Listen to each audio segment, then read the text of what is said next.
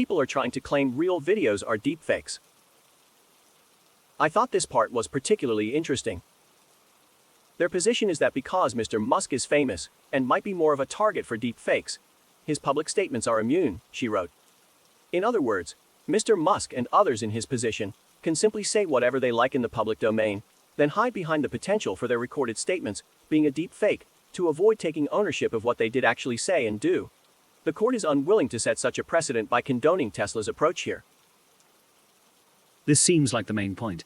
It's not that court won't accept a deepfake defense, but you would have to prove that it was faked, just like any other convincing evidence. Isn't this backwards in criminal court? Wouldn't the onus be on the prosecution to prove that the video was real? This sounds ridiculous since we lived most of our lives in the video is real era that has sort of been coming to an end. I recall the Kyle Rittenhouse trial had an interesting take on this, where the defense asked to throw out upscaled video, which contrary to every police procedural TV show is a lot like just fabricating data. With the amount of post-processing and AI a cell phone camera does these days, you could argue everything they pump out is doctored and fake by default, because it kind of is. And most video is stored with lossy algorithms, even without the post-processing. The onus on the prosecution plaintiff is to prove the defense guilty at whatever standard of evidence is required for the case, not to prove or disprove any claims about evidence. If the defense makes a claim about any piece of evidence, it is up to them to prove to the court's satisfaction that their claim is truthful. Normally in court you have to provide foundation that the evidence is accurate. For video, that normally means the person that recorded the video tells the jury it is a true and accurate representation of what they saw. However, the courts have been lax of late, allowing police to download social media and YT videos and attest that the video is a true and accurate representation of what I saw on social media post, because they often cannot find or cannot secure the person that actually took the video, or the video was taken by the defendant who cannot be made to testify against themselves. It is very dangerous when we start lessening the requirements for foundation in the law, and the courts have been doing that on many fronts when it comes to forensic science. See bite mark evidence as another example of this. What Musk is doing is sneakier and more deceptive in a different way than that, at an earlier stage. He's trying to get out of having to make any definitive statement about if it's a real video or not. From a linked article from the one posted here, Figam Intelligijapan. The attorneys for Huang's family sought to depose Musk regarding recorded statements from 2016 inches, which he allegedly said, a Model S and Model X, at this point, can drive autonomously with greater safety than a person. Right now. Tesla, however, opposed the request in court filings, arguing that Musk, the Tesla CEO, cannot recall details about the statement and questioning the authenticity of the recording. The judge's ruling here is, okay, then if you want me to think it's fake, tell me that under oath. It's doubtful Musk would be willing to claim this one was fake. There are a lot of witnesses that could be dug up. He could do the weaker I don't remember song and dance, but he's trying to just avoid the issue entirely. He's trying to get out of having to make any definitive statement about if it's a real video or not. How do you propose to prove if he actually remembers or not? It's doubtful Musk would be willing to claim this one was fake. There are a lot of witnesses that could be dug up. But then the prosecution doesn't need the video because they would have all of these witnesses. So why should it be admissible if it can't be authenticated? How do you propose to prove if he actually remembers or not? He doesn't have to remember it for it to be good evidence. If he wants to say, I don't think I would have said that, go for it. But then the prosecution doesn't need the video, because they would have all of these witnesses, so why should it be admissible if it can't be authenticated? The video is perfectly good evidence, and its age and provenance make it pretty reputable. If the defense contests its veracity, that's when you start going to witnesses. He doesn't have to remember it for it to be good evidence. He doesn't have to remember it for it to be bad evidence either. If he wants to say, I don't think I would have said that, go for it. But then what are you trying to hold him to? A subjective opinion. The video is perfectly good evidence, and its age and provenance make it pretty reputable. If the defense contests its veracity, that's when you start going to witnesses. The defense will always contest its veracity if the burden is on the prosecution to prove it, and they haven't. The point is that they should have to prove it. Sometimes they'll be able to.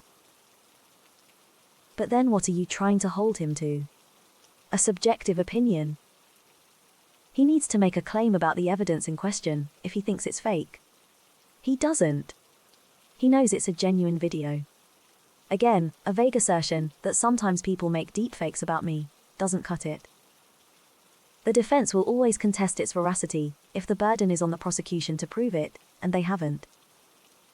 The defense is highly unlikely to make the claim that a 7-year-old video on a prominent channel with top industry reporters didn't happen. Plenty of pieces of evidence get entered into the court's records without being contested. He needs to make a claim about the evidence in question if he thinks it's fake. Why?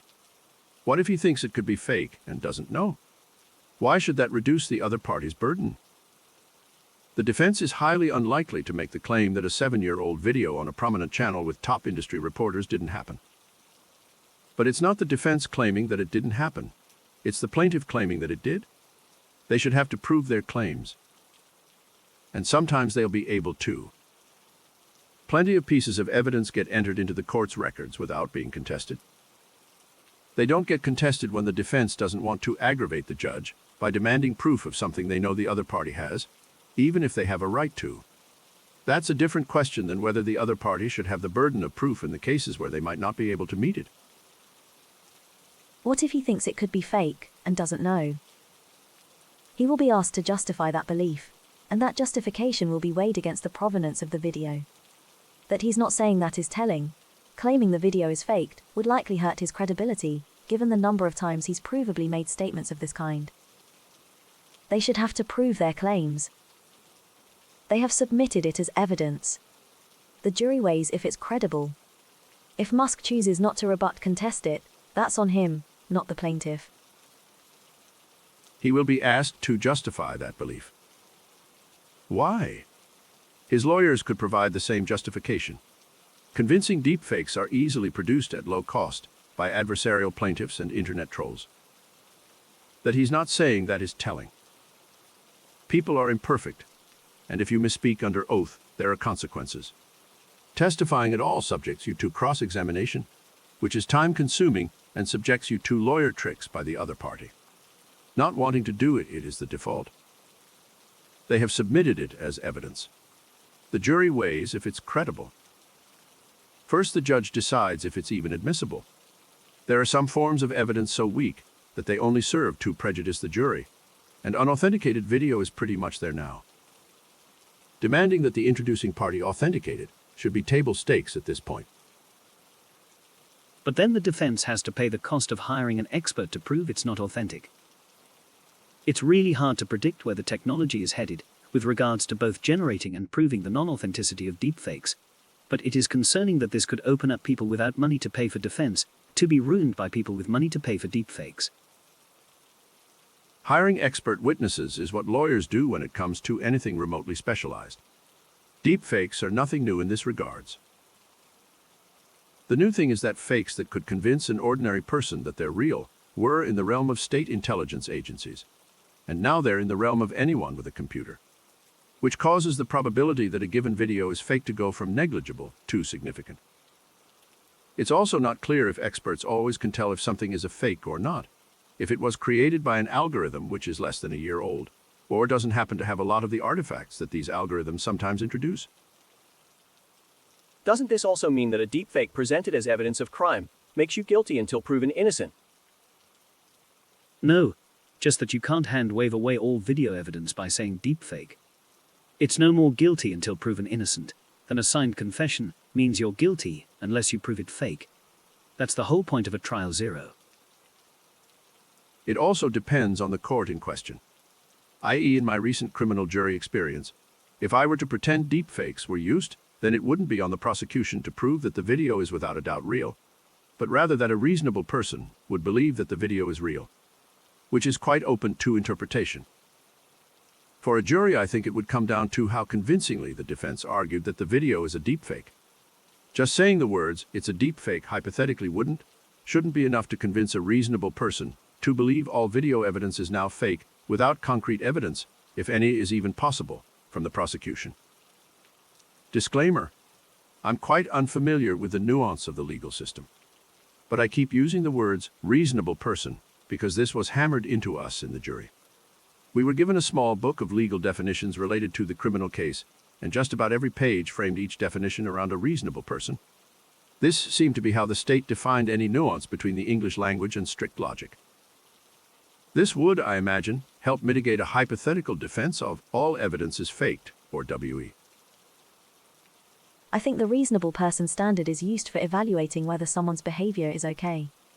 Like, if you tase someone because they were suspicious, the question would be whether a reasonable person would conclude they were suspicious based on what they did. I think you're thinking of reasonable doubt. Tesla lawyers argue Musk cannot be held accountable for public statements about car safety, because anyone could have made a deepfake of Musk, so no public statements can be taken seriously. Court laughs. This doesn't seem unreasonable. Isn't this already the case for politicians in the US? Not related to deepfakes, just any public statement. Wouldn't any legal matters defer to written contracts and TOS? I have had several of my dash cam videos thrown out because judges thought they were faked.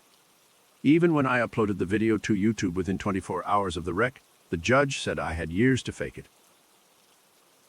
I'm confused how courts will deal with this in the future. We are just entering the age of deepfake voices, convincing ones at least. And there are bound to be plenty of deepfakes that sound like the real person, but aren't. Are we now going to be held liable for deepfakes we didn't make? I'm surprised people aren't using this more for divorces and whatnot. Create a deepfake of your wife, and then say, here's proof my wife was cheating. Everything will be considered fake unless it is proven authentic. How do we prove authentic? Same way we prove that a website we visit is authentic. Every recording made will be signed hashed, and be able to validate of the public key of the recording device. Every phone will have a key. White House, news orgs, etc. all will use cameras with public keys so everyone can validate. As soon as only one pixel or frequency changes, it will be invalid, fake. In the end, all will be even more trustworthy than today. There will be some kind of signed verification label on every video audio media that is original valid. You could take a picture of a picture, or a recording of a recording, and now it is validated. But it wouldn't be validated with the original key, so people could know it could have been tampered with. If the key is just the recording device, why not? Play a fake on some other device and record with your own. Any attorneys here that can discuss the nuances involved in knowingly lying to the court, which I believe carries penalties for the attorney? And why whether that would or wouldn't apply here?